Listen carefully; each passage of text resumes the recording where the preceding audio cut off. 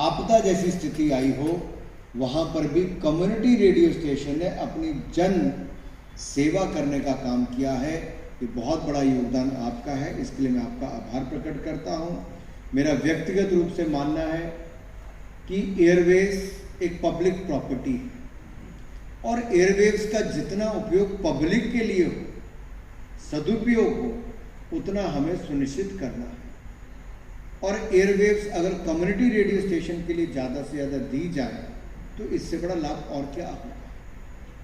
लेकिन उसके लिए शिक्षण केंद्र हो या बाकी अलग अलग ऐसे संस्थान हो, NGOs हो या बाकी, जो देश में अलग अलग सब्जेक्ट्स को पिक करके, आप में से बहुत सारे ऐसे हैं जो ऐसी डाइंग आर्ट, कल्चर, लैंग्वेज को भी रिवाइव करने के लिए काम कर रहे हैं और एक बहुत बड़ा योगदान है। हमारी कला, संस्कृति, साहित्य, ये हमारी बहुत बड़ी पूंजी है। हमें इसे बचाना भी है, आगे बढ़ाना भी है और इसमें कम्युनिटी रेडियो स्टेशन एक बहुत बड़ी भूमिका निभा रहा है। Community radio station third tier of communication भी है और हमें इसको और सशक्त करना है। इसी तरह से हमारी जो वेरियस कम्युनिटीज़ हैं, एक बीच में मैं बुलाना भूल गया, मैं जब व्यक्तिगत रूप से इसके बाद चाय पे आप सबसे मिलूंगा, तो हिजड़ा कम्युनिटी, जो पीछे आपने हिजड़ा क्योंकि इसके ऊपर लिखा है ट्रांसजेंडर के लिए, उसके लिए भी आपने रेडियो स्टेशन में सर्विसेज शुरू की। एक बिल्कुल अलग सोच है। ट्रांसजेंडर बिल तो हमारी सरकार के समय लाए, लेकिन कोई कम्युनिटी रेडियो स्टेशन ऐसा शुरू हो, सर्विसेज अपनी ओर से दो, ये भी एक अलग सोच।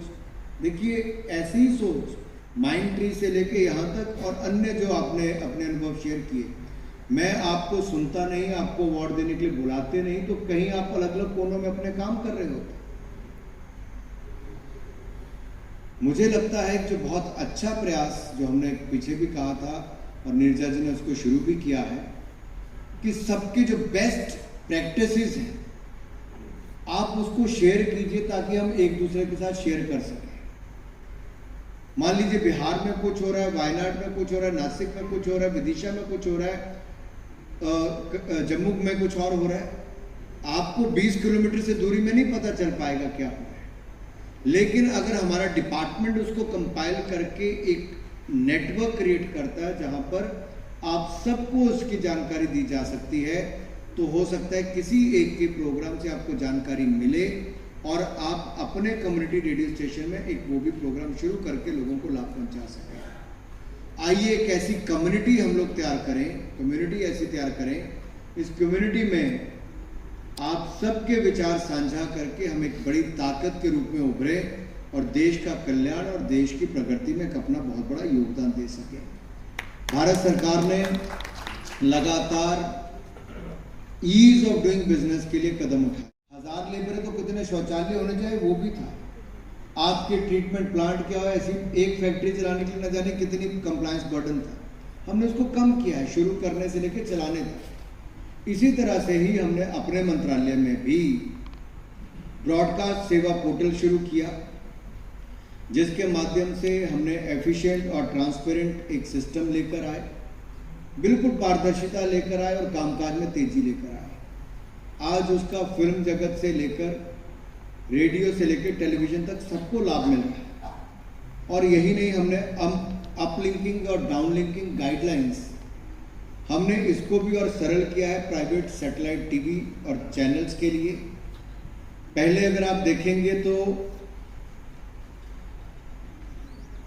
2 सेपरेट गाइडलाइंस होती थी, अब एक कंपोजिट सेट ऑफ गाइडलाइंस की है।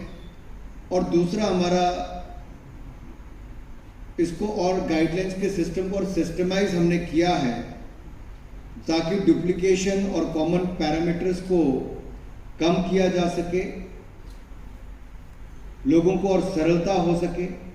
पेनल्टी क्लॉज भी जो था, हमने उससे भी बहुत सारे लोगों को मुक्ति दिलाई है, इसको रैशनलाइज किया है। और नेचर ऑफ पेनल्टीज जो थी उसको भी हमने बहुत बदल के उसको यूनिफॉर्म तरीके से लेकर आए ताकि आपको कामकाज में कोई तकलीफ ना हो। चाहे वो प्राइवेट टीवी चैनल है, रेडियो ऐसे चैनल्स हैं, उन सब के लिए नहीं तो पिछली सरकारों के समय तो ऐसा था कि आप काम धंधा करो तो आपके सिर पे तलवार लटकी रहती थी, न जाने कब किस कानून के अंतर्गत जेल में डाल दें। तो प्रधानमंत्री जी ने कहा है कि ऐसे अधिकतर कानूनों को डीक्रिमिनलाइज करें ताकि लोगों के सिर पे तलवार न लटकी हो कि ये गलती हो गई तो कोई जेल में डाल देगा। हम भविष्य में यहाँ तक प्रयास करने वाले हैं कि आप अपनी गलती मान के लिख के दे दें ताकि आपके ऊपर कोई और कार्रवाई भी ना की जाए। उस दिशा में देश आगे बढ़ रहा है ताकि काम काज करना और आसान हो और जीवन भी और सरल, आसान और सुखी हो। उस दिशा में हम लोग आगे बढ़ रहे हैं। तो आपको ऐसे कोई भी सुझाव अगर लगता है हमारे डिपार्टमेंट से रिलेटेड देने हैं तो आप जाने से पहले लिखित रूप में दे सकते हैं। अनुपमा जी, आप इन सब से बाद में जो आपके अलग अलग सेशंस होंगे उसके बाद कंपाइल करके दे सकें।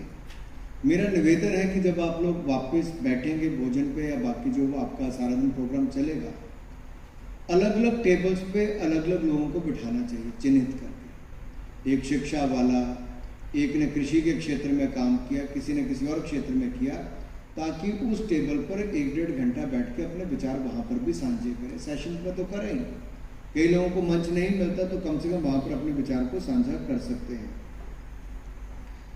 हम लोग बहुत सारे और कदम उठा रहे हैं, मैं उस पर यहाँ पर ज़्यादा नहीं कहूँगा क्योंकि मेरा बॉम्बे में अब इसके बाद कार्यक्रम है, मुंबई में मुझे वहाँ पर जाना है।